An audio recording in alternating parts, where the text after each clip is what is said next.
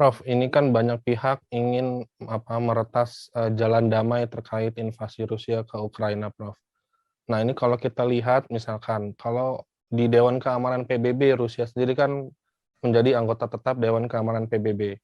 Sementara kalau misalkan kita lihat kalau lewat jalur itu Rusia nanti bisa menggunakan hak vetonya, Prof. Lalu seperti apa sih, Prof, jalan damai yang menurut Prof Hikmahanto ini ideal? Karena kan kalau lewat jalur Dewan Keamanan PBB ini pasti Rusia menggunakan hak vetonya, Prof. Betul sekali. Sebenarnya gini, masuk ke Dewan Keamanan PBB itu yang diharapkan oleh negara-negara Eropa Barat maupun Amerika Serikat adalah akan memberikan mandat kepada mereka untuk menggunakan kekerasan dalam rangka membantu Ukraina menghadapi Rusia. Tetapi karena di Dewan Keamanan PBB itu ada Rusia yang punya hak veto, apapun resolusi itu akan diveto oleh Rusia kalau tidak berpihak pada Rusia. Nah, cara lain mungkin adalah kalau Amerika Serikat seperti ketika mereka masuk ke Irak mengejar Saddam Hussein, yang saat itu mandat dari Dewan Keamanan PBB berupa resolusi itu diveto oleh Perancis. Sehingga Amerika Serikat ketika itu membentuk yang disebut sebagai Coalition of the Willing, koalisi dari mereka yang bersedia untuk masuk gitu ya. Nah, tapi kalau misalnya sekarang disebut sebagai Coalition of the Willing, yang dikhawatirkan justru banyak negara yang tidak mau masuk.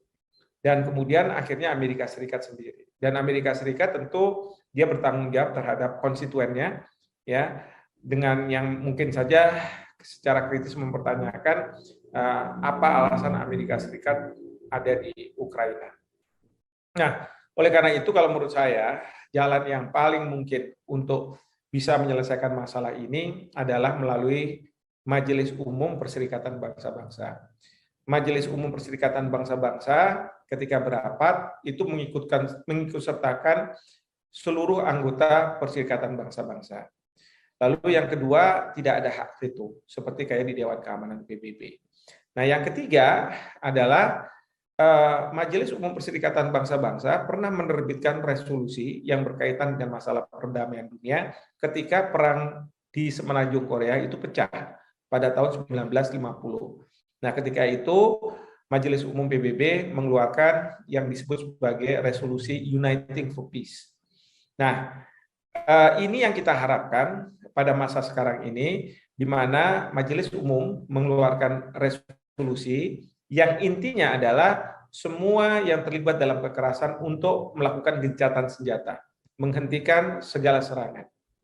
Tetapi kalau misalnya ada yang masih menggunakan kekerasan, serangan senjata, baik itu Rusia atau Ukraina, maka Majelis Umum Perserikatan Bangsa-Bangsa akan memandatkan penggunaan kekerasan oleh anggota PBB lainnya terhadap mereka yang melanggar gencatan senjata tersebut. Nah, dengan resolusi itu yang saya harapkan adalah akan ada perdamaian. Karena apa? Karena sekarang siapapun bisa punya legitimasi untuk berhadapan dengan Rusia karena dimandatkan oleh Perserikatan Bangsa-Bangsa meskipun lewat Majelis Umum bukan lewat Dewan Keamanan PBB. Terima kasih sudah nonton.